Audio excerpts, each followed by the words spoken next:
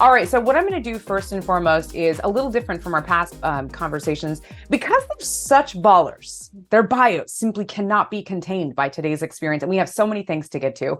So I'm going to have each person go around and introduce themselves, share what their social medias are, so you can tag them in your thoughts about your favorite advice. And then I would love to have them share like a one-liner about why they're involved in the VCs for Repro work. So with all those things in mind, I'd like to turn it over first to Janna. What's your story? And welcome. And by the way, okay, giving with the shirt today. Okay, keep going. Go ahead. Hey, good to see everyone. I'm really thrilled to be here. This is obviously one of my favorite topics.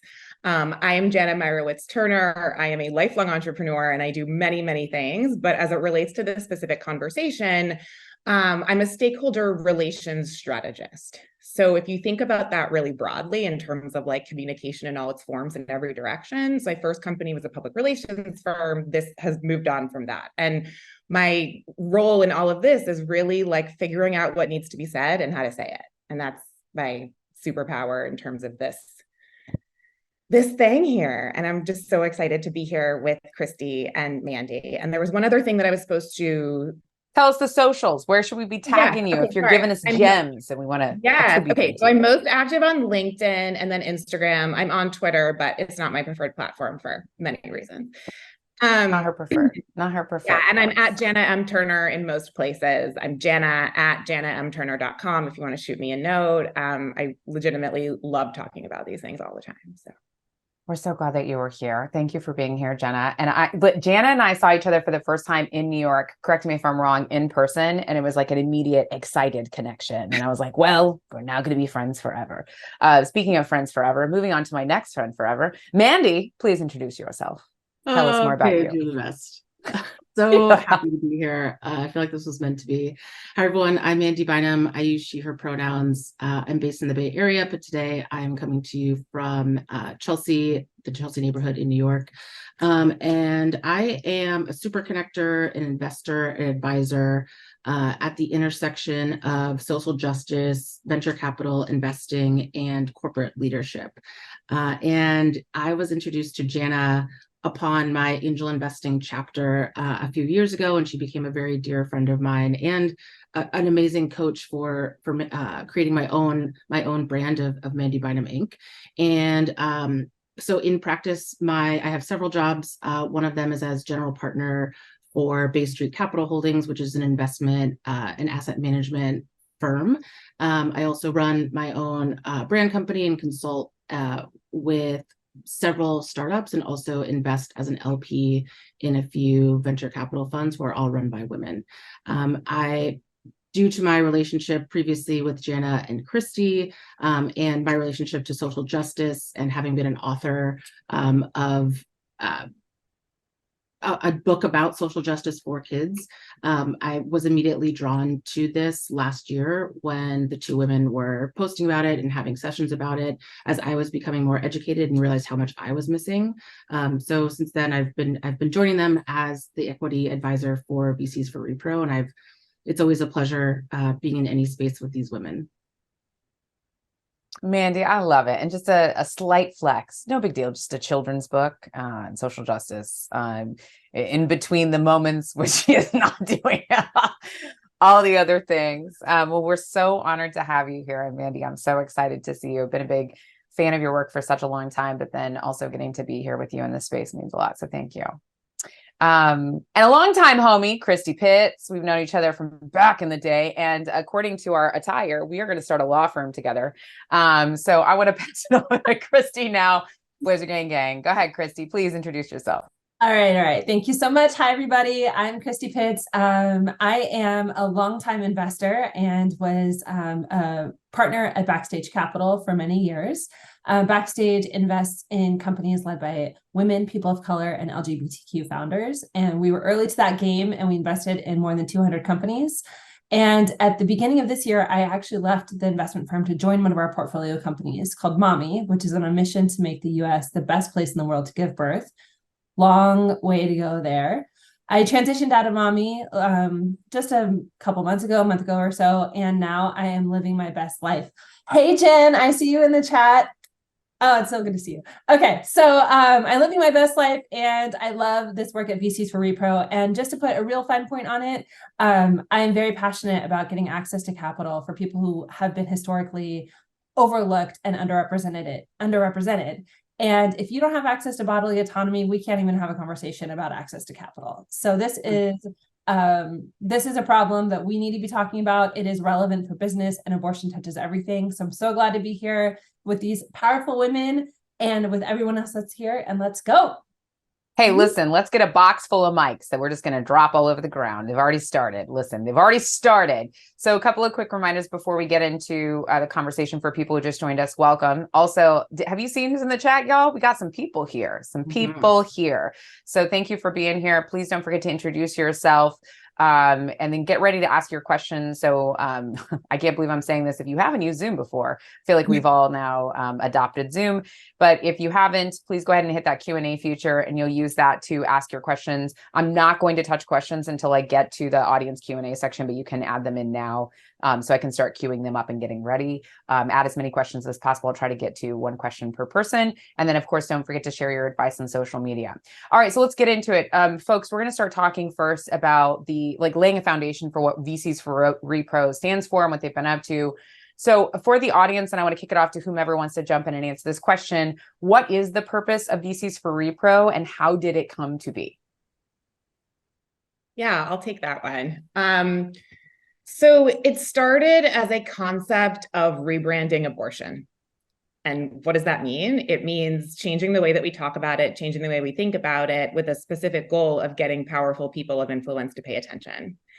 And as Christie says, and I will say every day, abortion touches everything. So tell me what's important to you, and I will help you figure out how bodily autonomy, access to reproductive health is important to you. And so what I started doing was calling some of my friends who worked at VC firms. I started, of course, with the women, and especially some of whom are probably in this room. And I'm really grateful to that early counsel in terms of do you think that we can get VCs to care about this? Because they are invested in creating positive legislative environments for their portfolio companies to thrive.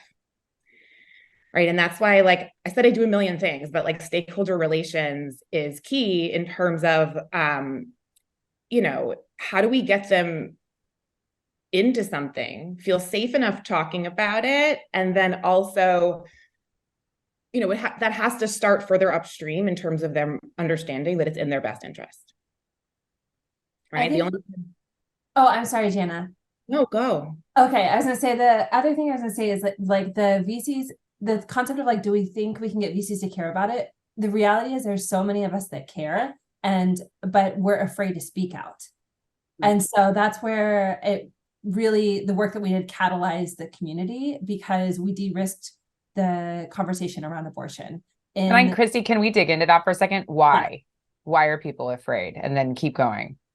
I think people are afraid to speak out because there are powerful voices that we hear every day in our industry that maybe are on the other side of the table, or are on the other side of the table, whether or not they claim it.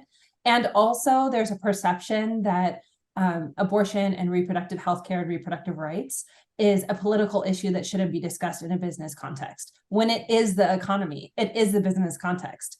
And so by coming together, and when we speak alone, we can be silenced, but when we speak together, we cannot be silenced. And so that's what the coalition gave the opportunity for everybody to do.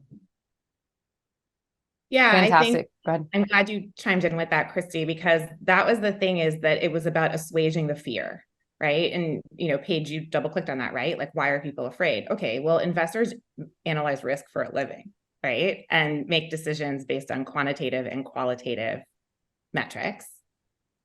And abortion has been made into a political issue, especially in all of our lifetimes. But people have been birthing babies and deciding if, when, and how they have babies for thousands and thousands of years on their own. So part of this also was really important to put this in context for people that, to no fault of their own, we're not really paying attention. There's a lot of bad stuff to pay attention to, especially now, 24/7, just information, bad things happening. Oh, but you're not taking care of yourself enough, and you're not doing enough. And, so how do we just turn down the volume on this and make it super clear that, as Christie said, like abortion touches everything. And it was workshopping it in private conversations, especially at some VC firms. I came in and I did private roundtables. I called them "Abortion is your business," to push back on this idea that abortion is not your business.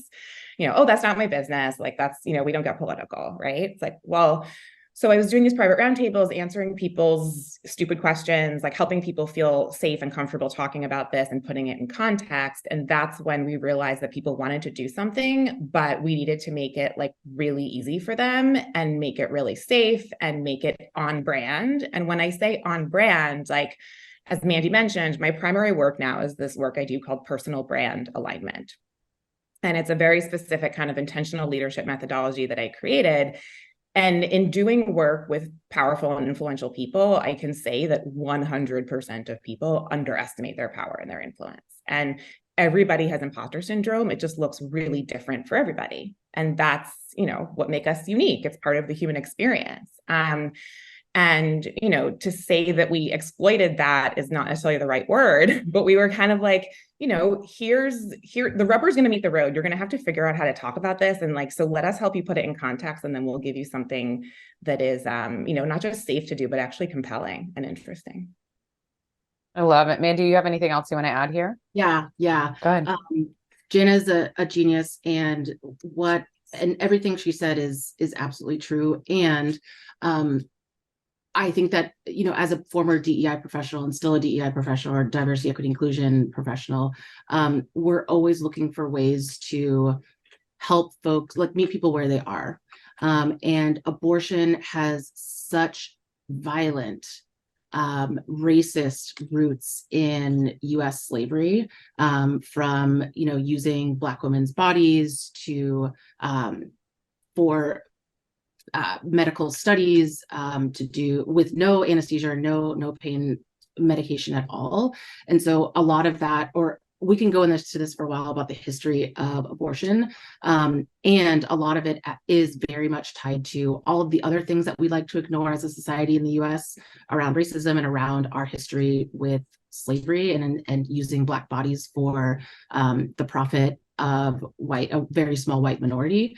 And so again, we don't expect people to like be there with us, but it's really important for us to meet somewhere in the middle to say, like, this is your business, and we don't have to like spend a whole day in this muck, but we're going to start here and help you understand how and where it impacts your business today, and how you can move small levers to be an activist in it.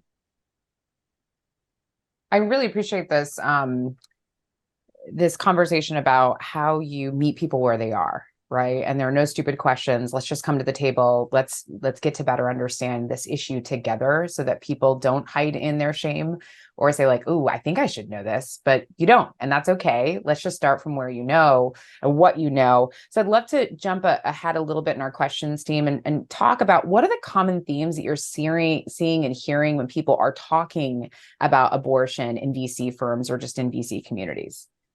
I think one is what Mandy really just hit on. So first of all, Mandy, I just wanted to say thank you for bringing up the issues around racism and the structural inequalities that exist, that persist today. And it's not just abortion, but it's underlying everything, right? It touches everything. And one of the problems with that, one of the many, many, many problems, is that people who work in our industry or who are founders or executives can choose to believe that they're insulated from this. In other words, I've heard people say to me in confidence that abortion is a poor people's problem, or it's a problem for people that live somewhere else, like don't live in the coastal states, in Boston, in New York, in California, where the majority of VC dollars flow. And that's just simply not true. Nobody's free till everybody's free. And helping people to understand that concept and understand that this is an issue that touches everyone and everything today helps to call more people in and help people to understand how they can get involved. Mandy, Janna, anything else? Yeah, it's all over the place. To Christie's point, a lot of people and it is when you talk about abortion and see people's reaction, it's a really good indicator of where they are in terms of all of the other social justice issues, because abortion is about so much more than just the procedure. It is about access to care. It is about access and equal and equitable care and any perinatal services. Perinatal, I use that term because it is from everything from before and to after birth, and for people who all birthing parents. And within venture capital, there are so many different technologies and innovations that are connected to abortion that we don't necessarily think about. So when we bring it up, again, it's a really good indicator of where people's access point to the abortion conversation is, and the conversation around social justice and how they think about it. And for me, I am constantly, as a as a social justice warrior, really working on myself and always asking myself questions. And coming into this conversation, there was so little that I knew, or I thought I knew a lot more than I did. And there is so much to learn about abortion that it's like, if I need this much information, like there are so many other people who probably know even less than I do. And I've had the privilege over the last year or so to be invited to a lot of different types of conversations around moving capital to places where not just racial justice, but reproductive justice, which are very much similar and overlap, can be impacted through innovation and venture capital. Amazing. I have to mute myself because I'm over here just nodding, taking notes. I don't know about y'all over here, but I'm trying to take notes in a way that doesn't jiggle the screen, everyone. I'm trying to be kind. All right, heading on over to Janna. Go ahead. I always say like notes help me focus when my brain is firing. So, yeah, there's so many things that have been said that excite me. One of the things you mentioned was about meeting people where they are, and that's really important. And then you also asked about like, what have the reactions been? And the answer is literally like all over the place, right? So even to just illustrate that, like when we created the statement and we started and we like soft launched and we're like, it was like a crazy 10 days and we were like pinging every person we knew in venture and their wives and their husbands. It was like, and it was like just fascinating, especially to me as like a marketing PR person who like comes from like audience and engagement, was like how some people were just like, I don't know, does this statement go far enough? Like, it just kind of seems like watery. And I was like, I agree. There's a lot more we could say, but like, how are we going to build a really big coalition and a really big tent to make this matter? And then on the other side, like, oh my gosh, this is so political. Like, there's no way I could get this to be floated at my firm, right? So that in of itself is an illustration of like the broad spectrum of the human experience and familiarity with this issue, as we've been talking about. One of the other things that I think is important to say, Mandy mentioned that we don't need to like double click on the whole like racist history of abortion in this session. If people want resources, we can direct you to them. But I think like one of the things that I, as a 40-year-old white woman living in New York City, just learned this year is that the US ended the slave trade not because of benevolence, but because they wanted to birth slaves here. And Thomas Jefferson said that, the female slaves were the most valuable because they birthed new slaves every 1 to 2 years. So as uncomfortable as that is for all of us here, like so long later to hear and think about, that is putting abortion in context, right? Mm-hmm. And so in terms of like getting people to talk about this and what the reactions were like too, I just started talking to everyone about it, like at the playground, at barbecues. And I was actually like starting to work on a book project and I shelved it because I was like, talking to men about abortion is so much fun. Like, and now I need to get back to my book project. I need to stop procrastinating on that. But I joke now, like talking to men about abortion is my sport. But the truth is that like anything that's interesting and important to you touches abortion, right? I will never forget. It's happened multiple times, but one specifically, like literally all the synapses firing in a white male CEO's brain when he started to understand that his wife's miscarriage treatment, like post-miscarriage treatment, was a medical abortion, and had just, it never been called that. They'd never thought about it that way. It was like inconceivable to them that abortion had touched their lives. And that's exactly what I'm talking about when I say rebranding abortion. I think there's one other thing I want to hit on too, which is around the investment conversation. There's so much, so like it's kind of two concepts at once. One concept is that we've had a lot of progress in this country. Mm-hmm. We are not nearly where we need to be, but there has been progress. All Raise is an example of that progress. Like, let's contextualize this conversation we're in. Like, thank God for All Raise and the work that you do, Paige, and the work that the rest of the team does, because there is so much inequity in venture capital. But also, that system exists with the protections we've had to reproductive rights in this country over the last 50 years. And now those protections have been stripped away. So we should be cognizant of the fact that this progress has been hard earned and hard won, and is also being taken away from us at the same time. And if we contextualize it even further and we think about who is spending money in the US, who is earning money in the US, the fact that paid parental leave is not a standard, the fact that childcare availability is not a standard, and how those economic forces come together, and then we try to make individual investment decisions, it really helps to highlight the fact that this is an issue that underlies everything, and it does determine our success as investors. So that's the other thing we have to consider, is that we can't just pretend, like put our heads in the sand and pretend like this is not the reality in our country today, and we can invest in a place where there's equal access to opportunity when there isn't. Better throw those mics, y'all. Just they need another box. Got more mics coming, okay? I will add, if I can add go, something. Mandy. Quick, Come on, Paige. get in there. Yes. Something Christie has said to me many times that I want to add here is that so many of us women in this room and men in this room are here because of our access to abortion, and or our access to choose when we have children. And that is not the case for everyone. You know, take away the already systemic issues that marginalize women and especially people of color, and the experiences that people have within the medical and healthcare system, but also that a lot of us, again, our parents had access to abortion to choose when they, and to birth control to choose when they would have children. And for us, in order to start our career, we had the choice to decide when we wanted to give birth. And that's not the case for everyone, and is again a very important underlayer to like how the power that we have within venture capital. Yes, 100%. Mandy, and I really appreciate you bringing that in. I also just want to call out something. One of the things that I've admired about the VCs for Reproductive Rights Group is the way that you all work together so nicely. You bring such unique perspectives and skill sets, and you double click on each other. And I just wanted to call that out because I think that's an important part of this work, is coalition building, people coming to the table. And I've heard it, you say in different ways to me or in this session today that you didn't have all the information. And so you took it upon yourself to educate yourself. You're continuing to get educated. You're continuing to learn.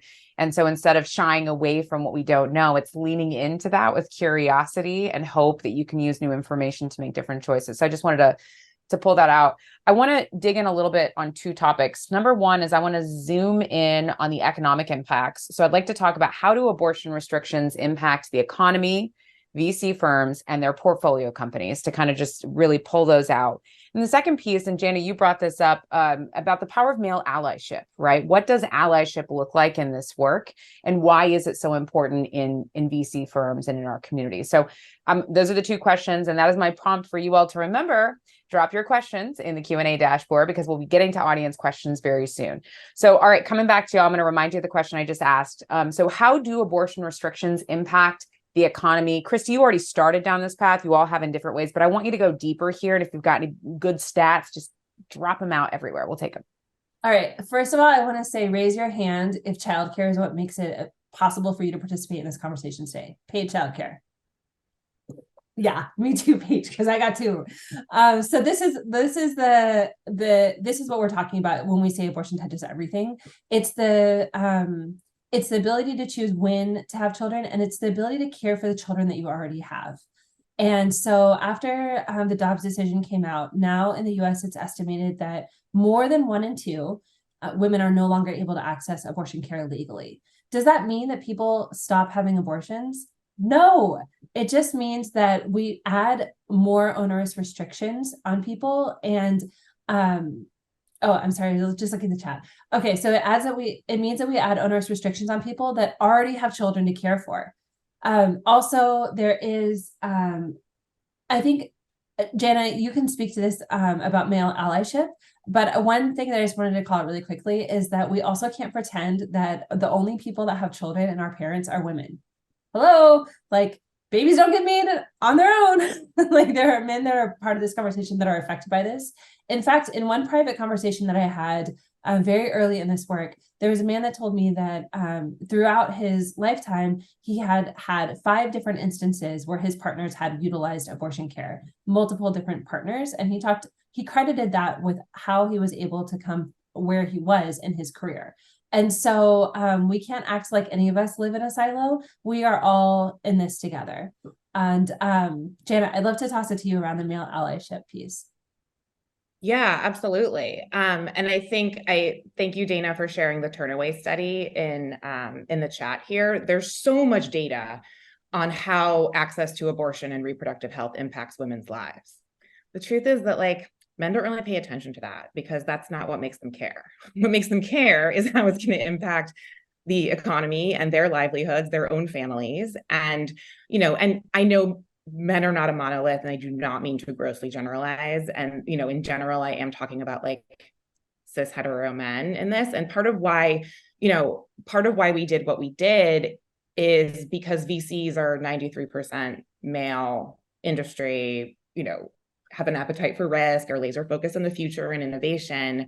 But like when it comes to the reproductive rights movement, they're like, oh, are these guys going to fund abortion or what? And it's like, oh, these are not liquid assets. Like, this was really about rebranding abortion and having this conversation. And I say that also because the example I gave yesterday was like, it might as well be football quarterbacks for Repro. Like it's not about that these people tomorrow are gonna like fund abortion hotlines and underground railroads across the country. Some of them have this in their thesis, some of them don't, but everyone has a lane and a way. Everyone is a stakeholder in this. And this goes back to the term of allyship. And when I was talking to men, it's like, oh yeah, like you're preaching the choir, Jan. I'm pro-choice. Like women should be able to do whatever they want with their bodies. Like it was just so basic and so obvious. And then I was able to be like, okay, I appreciate your allyship. You're a stakeholder in this too. This impacts you. And, there's data out there that proves this, but the main thing that people need to know is that abortion bans are tools of economic oppression, hands down. Like, so when I say abortion bans are racist, that's a little nuanced and like you might need to understand some things, but it's much easier to understand that abortion bans are tools of economic oppression. Yeah. And I'll add here, Janna, to tie them both together, hopefully, the way that access or lack of access to abortion has changed the economy are things that we will continue to see as a trickle-down effect in the upcoming years. Especially, first of all, I think the statistic is 60% of women who get abortions already have children. And there have been 2 very public deaths of women over the last 6 months. One was a professional gymnast who needed to receive care in a particular way, but lost her life because she was not given that care upon birth. So a lot of this is happening because women have to literally be on their deathbed to receive any sort of abortion procedure or medical procedure that can save their lives and potentially mostly their lives when the baby maybe cannot be born. And a lot of doctors are turning these procedures down because of fear of malpractice, because abortion has been illegalized in their state. And so when we can't save women's lives who want to be birthing parents, it's about so much more than just controlling, the ability to save or kill a baby. It's about literal access to saving your own life in a lot of these situations. And that's where it's having a gigantic impact that I think a lot of the propaganda that we receive really does ignore, because there are women who are hurting every day who are not getting access to this. And that's how it's really, really impacting the economy. So if we're talking about all of the innovations that are coming out, a lot of them are not just around advocacy, but how do we give better training to doctors, to nurses, to better empathize with patients, especially those who are people of color, who they may have bias against otherwise, to like better listen to them. I don't know if anyone watched Serena Williams' documentary, but she was almost refused care after she gave birth because of blood clots. And those are the things that I'm talking about, is how do we help people understand, as Christie and Janna have been saying, that is so much more than just like the typical abortion stuff that we hear about. Thank you so much. All three of you, but Janna, go ahead. I want to hear. Yep, keep going. There's one other big piece of this that I don't think we've threaded together yet that I think is really important, because everyone has a different thread that they want to pull on this, or that they feel comfortable pulling on, and however it's aligned with their own personal brand and how they want to be leveraging their power and their influence right now. And a very key reason why, so the VCs for Repro statement, which I want to say out loud, because I don't think we've said it out loud yet. It's in the chat, but it's a very simple 3-line statement. Criminalizing abortion violates human rights and is anti-innovation. This matters to the people investing in the future of our economy. So vote like it matters to you on November 8th. Next year, it'll be November 5th. So the word that we didn't include here, because for many reasons, is democracy. And abortions are being used to dismantle democracy by a very rogue faction of the right wing and, MAGA Republicans and there's so many interwoven pieces here that, like, if you want to double click on the politics and the dark money and all of that, I can point you in that way. But like, what's really important to understand is that abortion is being used to, the democratic institutions that we take for granted, especially all of us who were born like 70s, 80s, 90s, like 60s, 70s, 80s, 90s, financial institutions, all of these things that we really take for granted, except for when they're not working. Mm-hmm. So very basic thing. I mean, the government was just about to be shut down, right? Like, I don't have to and abortion, bodily autonomy is political voice, right? Like abortion is, it's being used to, life, liberty, and the pursuit of happiness should be for everybody. The idea of, owning other people and having decisions over their bodies is, our nation's ugliest sin. But right now, what they're working to do is give fetuses more rights than women so that they can do that. And where abortion is winning, which by the way is everywhere, like 80% of people want access to abortion. Abortion is more popular than your favorite politician, as Renee Bracey Sherman says. But what's happening now is this thing called direct democracy, which were these ballot initiatives. And we saw them last year in Kansas and Kentucky, where it's like when abortion is on the ballot, people go out and vote for it. And this is where like kind of the jig is up, because you can see that they're really trying to just silence voters.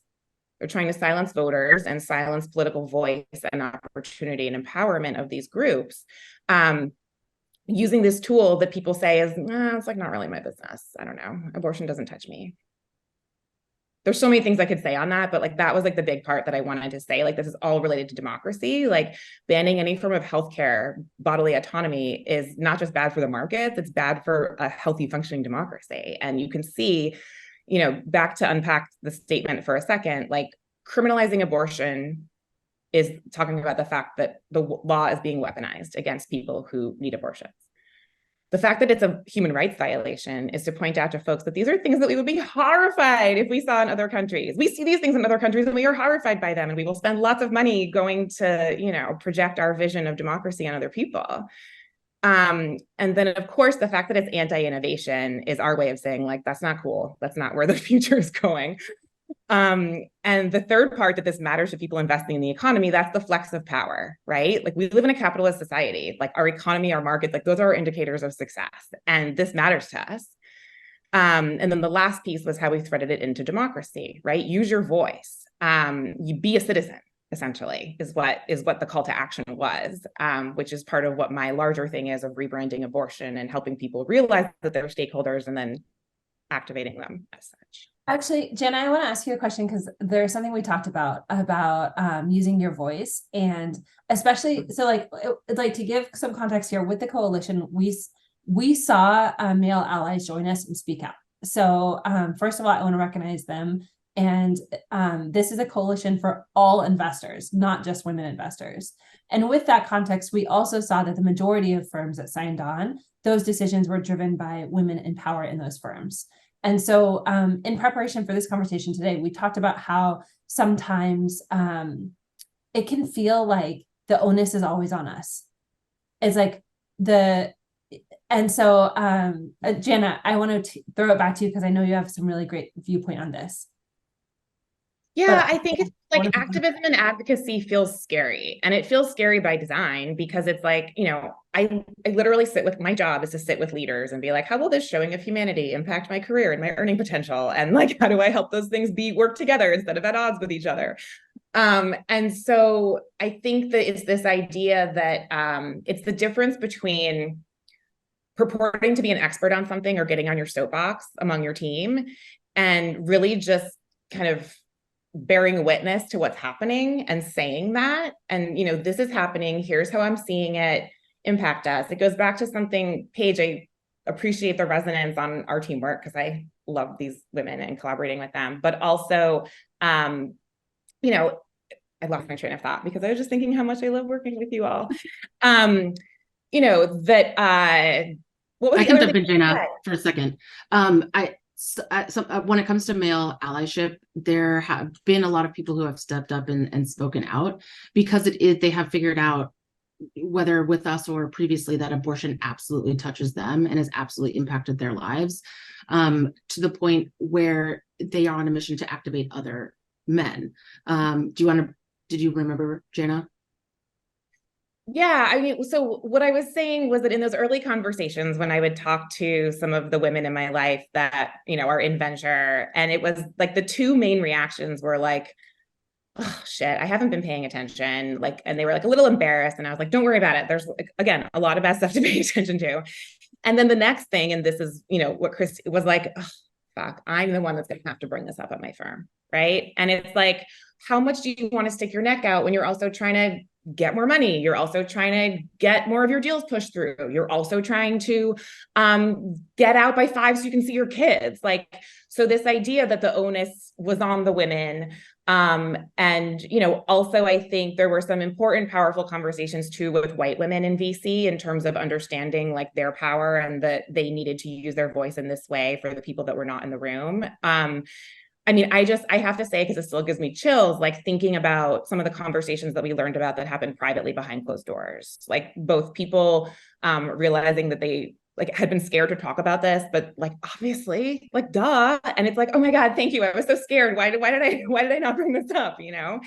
And then I think the other thing is that this idea that activism or advocacy has to look like a certain thing. And it's not like in your weekly meeting, you're going to like get on a soapbox and be like, you guys, abortion is racist. Abortion bans are racist and they're economic oppression. And, I just can't stand for this anymore. Like, that's not what's going to happen, right? You're going to be pragmatic about it. You're going to think like, okay, like how might they be, how do I get them on board with this? Like, how do I help them see the future that I see where this is important, right? And I give the example of like, oh, you've been wanting to launch a healthcare practice or a health tech practice, or you've been wanting to start investing in the care economy, or you want to start investing in diverse founders. Okay, well, let's look at what the lived experience is like of some of these founders. And by the way, I've spoken to many founders who there's no way that their lives would be the way they are. There's no way that their innovations would be in the market if they hadn't had an abortion.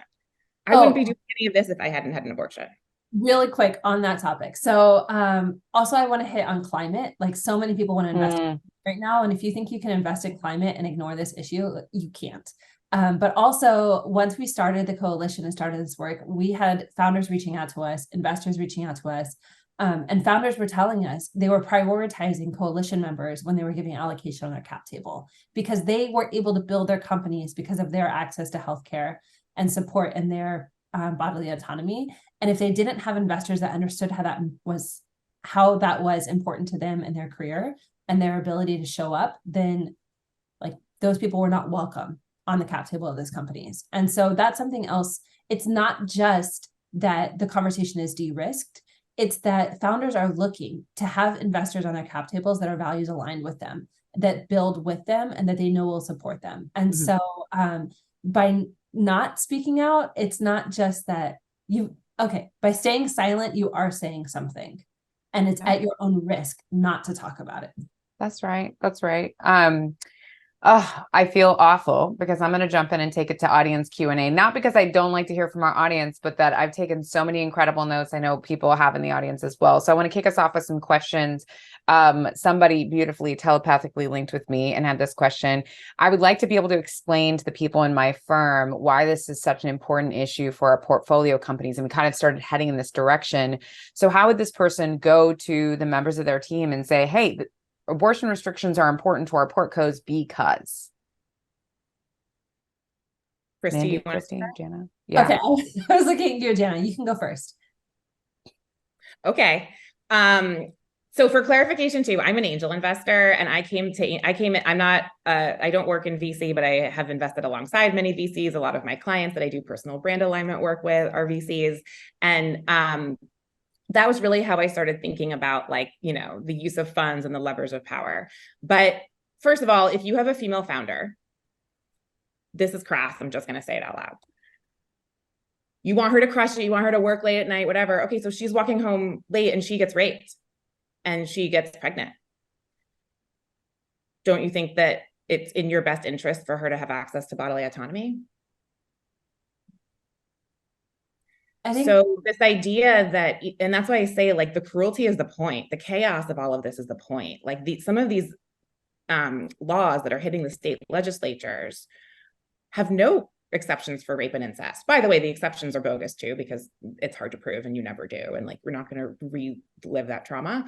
But that is, and thank you, Dana, for putting Charlie O'Donnell's piece in here. Pro-choice as a fiduciary responsibility is a really great piece. If you want to have some of these things to talk about, there's lots of threads to pull on there.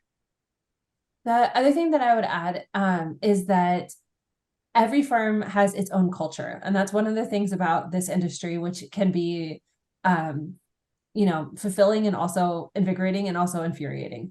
And so, what works inside of your firm. And so there's so many ways to build a conversation around data and your portfolio. Easy examples are around talent acquisition and retention, especially if you have companies in your portfolio that have remote employees. Right now, there are so many states in this country where there's not access to care. Let's talk about Miami. Let's talk about Austin, places that saw a lot of growth during COVID and post-COVID, and many tech companies went remote to support growth in these places. And now they're trying, people are trying to hire, recruit, and retain talent there. And it's a challenge. And there's documented evidence of people choosing not to take roles that move to these states to take roles, et cetera. You could also look at the consumer profile of what you're looking to invest in. So earlier I mentioned climate. Climate is a really great example of why this issue matters, because if we, very crass examples, right? But if we're forcing more population, then that's going to have an impact on consumption, et cetera, et cetera. So it really matters for what's important to your firm, but also it's about contextualizing conversation in the sense of the partnership that you're in and finding a way to welcome people into the conversation. You don't want to come into the room as if you have something to prove. It's about having conversation and creating a coalition. And we can go offline and talk with people one-on-one. That's a big part of the work that we did in the building that we did last year, is just private conversations, helping you strategize and helping you bring people along with you. Mandy, did you want to add anything? I heard you and I got a vibe. You have some thoughts. Come on. What you got?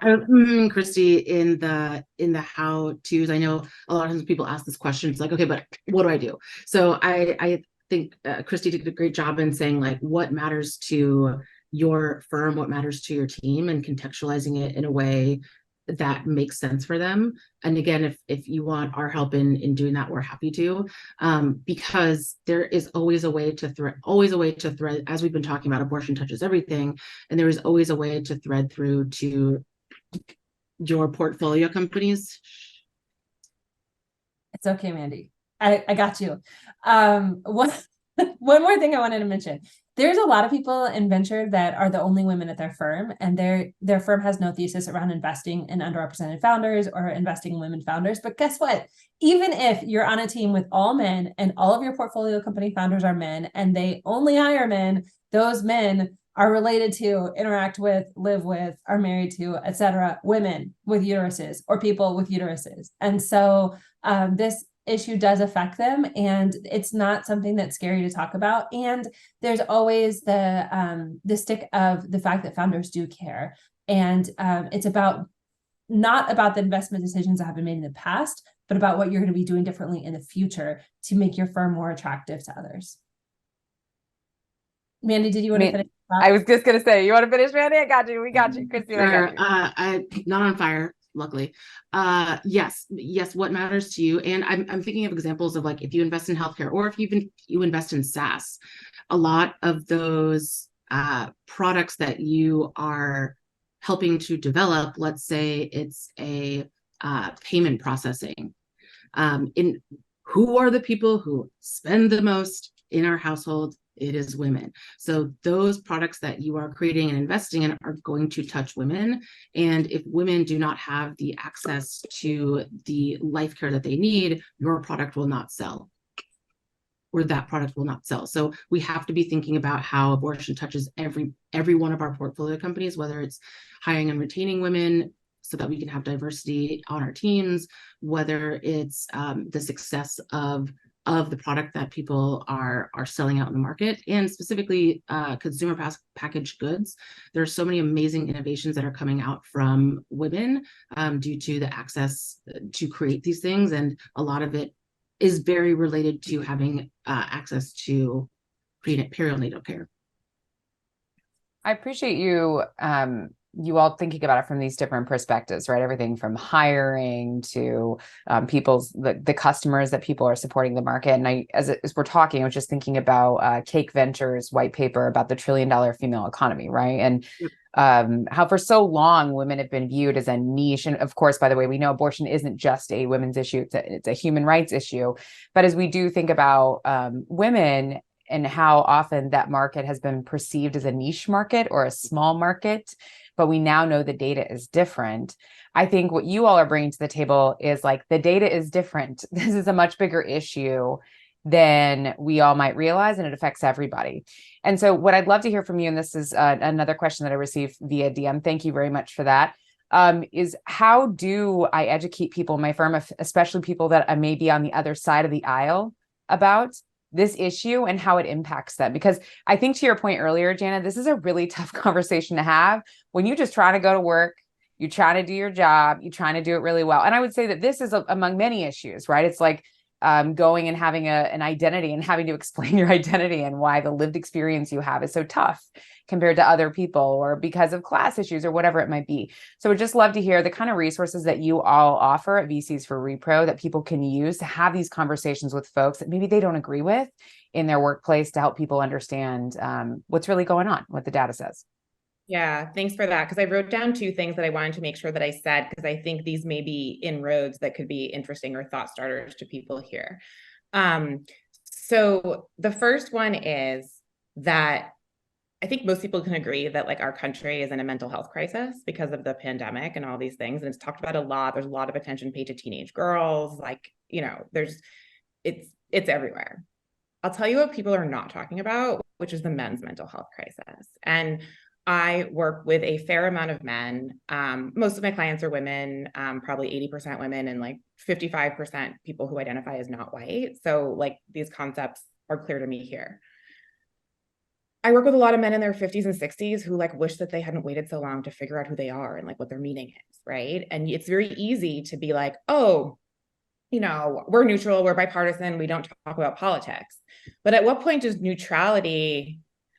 you missing neutrality, or are you letting neutrality slip because of your silence, right? And that's where we talked about like silence isn't always neutral.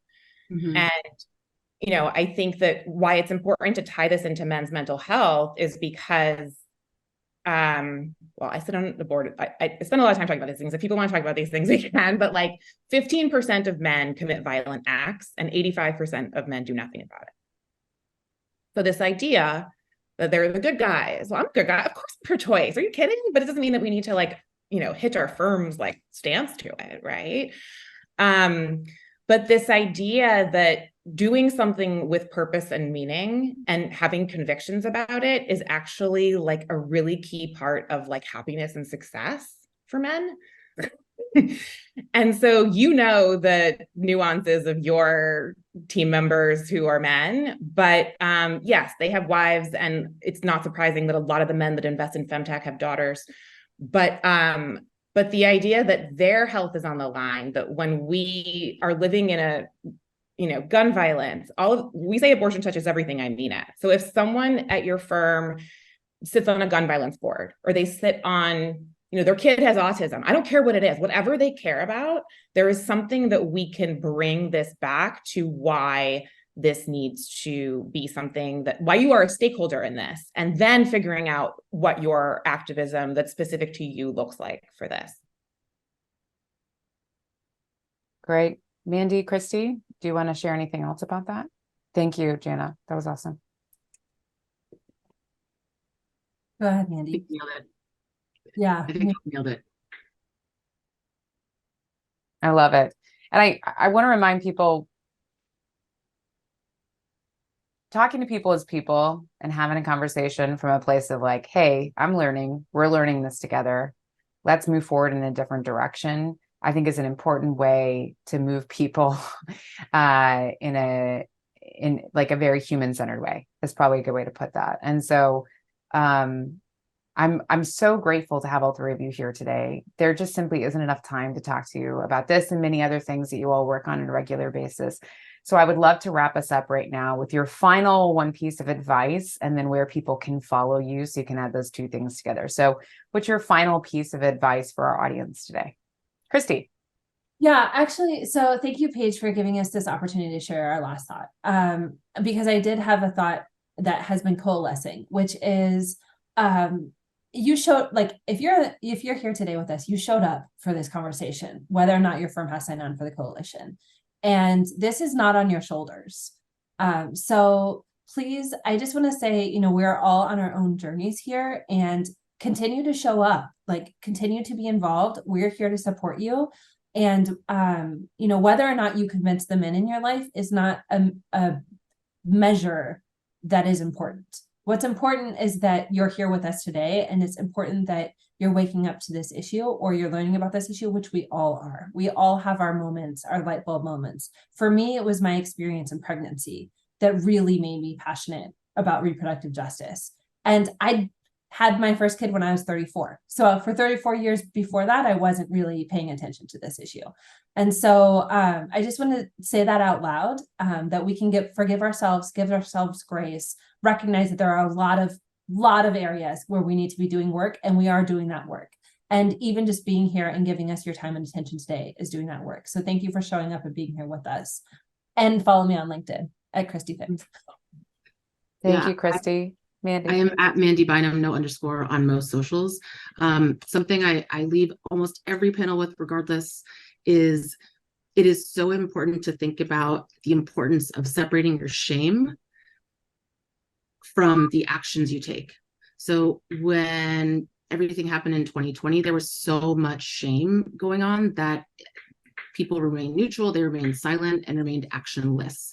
And it is the people who continue to make mistakes, who continue to say silly things, who continue to read and open themselves up to being challenged, and who question themselves, who had the most evolution of self. And so starting with what's in here, I think, is just so important, and having compassion for yourself as you do learn about these things. As we said, and we'll see in the polls that what people know is all over the place. So having compassion and learning about this through curiosity is so important. Thank you. Thanks, Mandy. Janna. I never underestimate the power of the right nudge from the right person at the right time. That is how VCs for Repro became a thing.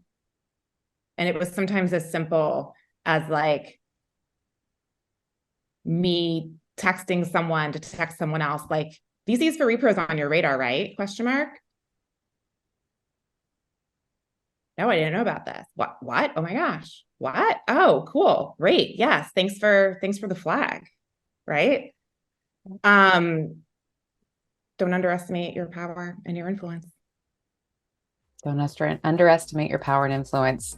Janna, Mandy, Christie, so grateful for all three of you. Thank you for helping us lean into our curiosity. Please take care of yourselves, and we'll see you soon. Okay? Bye, y'all.